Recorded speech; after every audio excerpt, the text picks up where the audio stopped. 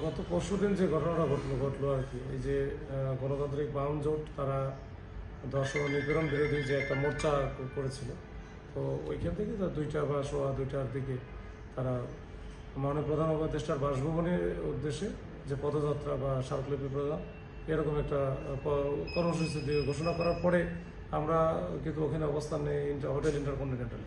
এখানে তারা গেল, যাওয়ার পরে তাদের সাথে আমরা নেগোসিয়েশনে কথা বলতেছিলাম যে তারা যেহেতু স্মারকলিপি দিতে চাই, তা আমরা ওইখানে এসএসএফের সাথে কথা বলেছি। ওইখানে মাননীয় প্রধান উপদেষ্টার যে এপিএস ছিল তা ওনার সাথে কথা বললাম যে যেন এরা ওই স্মারকলিপি নিয়ে যাওয়ার পর সাথে সাথে যেন রিসিভ করতে পারে।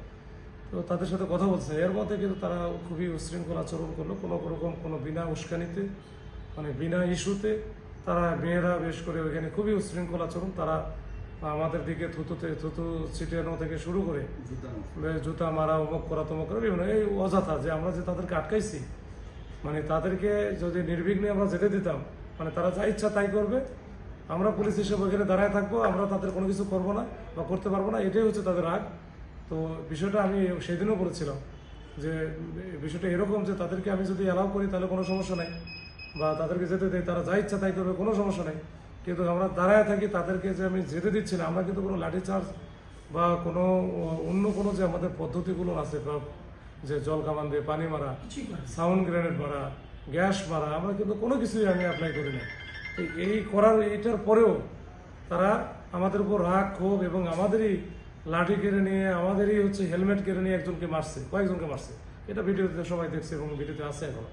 তো এটা করার কারণ হচ্ছে মনে হচ্ছে যে আমরা এখানে আসলে এখানে যে আমরা দাঁড়ায় আছি, যে আমাদের মানে দাঁড়ায় থাকবো, আমরা কোনো কিছু করবো না আমাদের, তাহলে এটাই যদি হয় তাহলে তো আমার ওই এখানে আমার চাকরি করারও দরকার নেই, বা আমাদের সরকার চাকরি দেবে কেন বা রাখবে কেন? আমাদের সরকার হচ্ছে ক্লোজ করে ফেলে যে আমরা এখানে পুলিশের দরকার নেই। কিন্তু সবাই যদি যার যার ইচ্ছা মতো করে। তো পরে দেখলেন যে আবার আমাদের এসি যে ছিল ও আসলে দেখতেছিল যে কে কী করতেছে, যে পিছন থেকে একটু অবজার্ভ করা যে এখানে এন্টি গভর্নমেন্ট এলিমেন্টস আছে কিনা। তো এইটা তার উপরে কিন্তু পরিকল্পিতভাবে হামলা করা হলো। তো এইটা আপনারা সবাই দেখেছেন। এই বিষয়গুলো যেন না হয়, যারা আন্দোলনকারী আছে তাদের যদি কোনো বক্তব্য থাকে, দাবি দেওয়া থাকে, এটা তো আমরা যথাযথ কর্তৃপক্ষের কাছে পৌঁছে দেওয়ার ব্যবস্থা করার জন্য আমরা সকল রকমের চেষ্টা করি।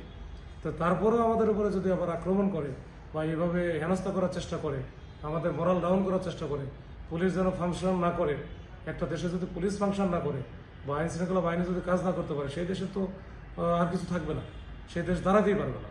তো এটা আমি বারবার বলি যে আমাদের ফাংশন হইতে হবে বা করতে দিতে হবে। আইন শৃঙ্খলা বাহিনী না দাঁড়ালে দেশের আইন শৃঙ্খলা থাকবে না বা কেউই নিরাপদে থাকবে না। তো এটাই আমার কথা। ওকে।